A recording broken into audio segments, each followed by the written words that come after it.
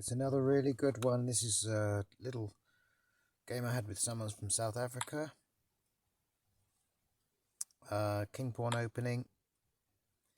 They're doing this French defense. No, it's not the French defense. I don't know what it is actually. I think the French defense would be the king pawn, wouldn't it? Again, I do this thing where if they start small, I start big. If they start big, I start small.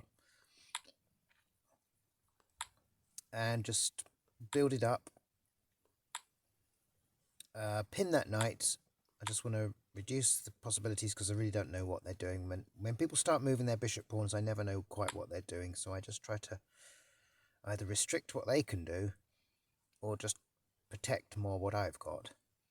So he's trying to clone this knight, which means that they're signalling to me that they really want to have a knight sitting on that f6 square. They want it to sit there. So they've got plans for that knight, big plans. So my queen's coming here basically behaving like a white bishop, covering all the squares that knight could possibly go to.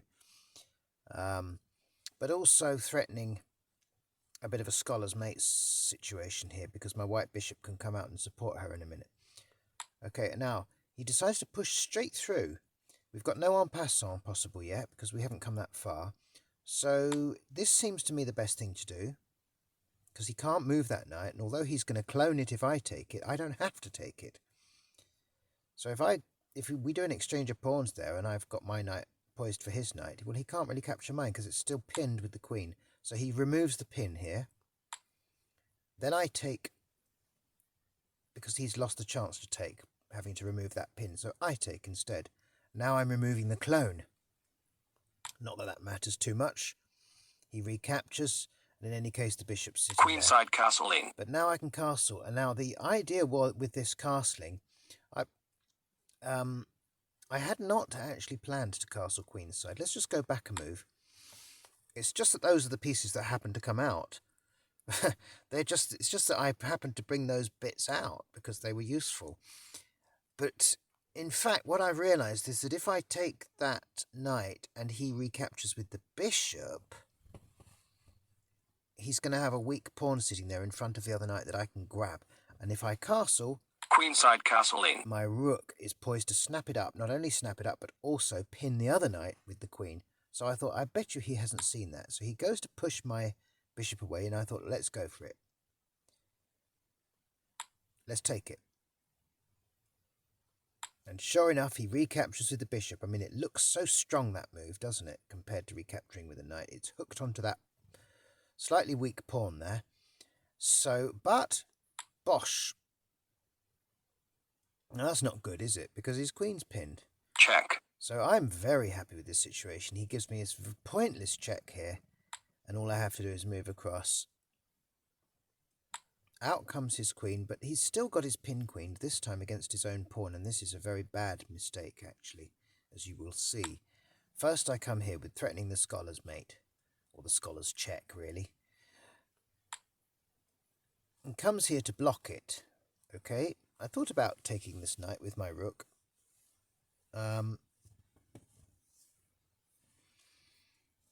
And I thought, no, I've actually got this.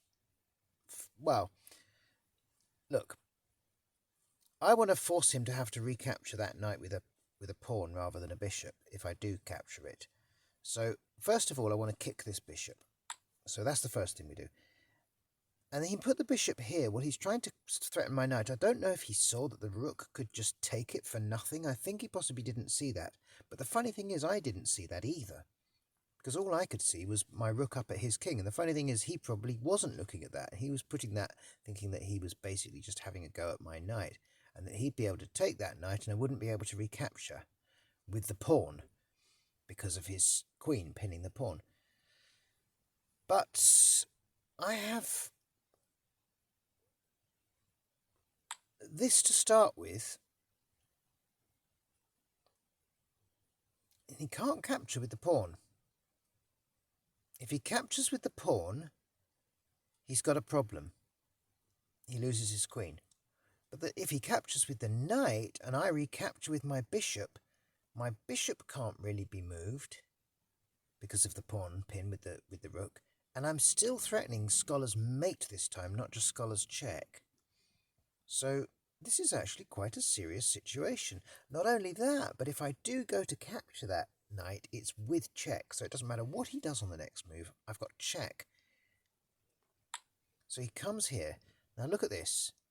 He is threatening the rook and he is threatening the bishop. Neither piece is marked. It looks like I'm going to have to lose one of those two pieces, doesn't it? But in fact, as I say, because I've got check, Check. the only way he can recapture is with the pawn. It still looks like I'm going to lose either the rook or the bishop, doesn't it? I mean, it just looks like I really can't do much here. Maybe I could capture the pawn with my queen, and but then I'll lose the bishop.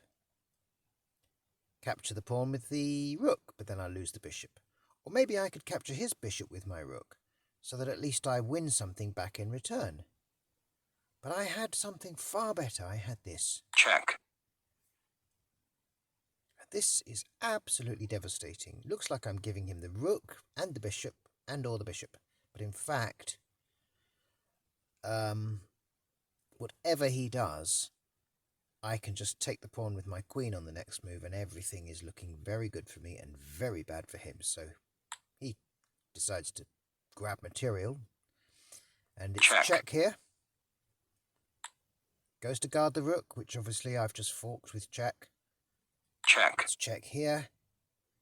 Goes to the only square he can. And it is Checkmate. checkmate. Or just that rook going up and down. Beautiful, beautiful finish to that one.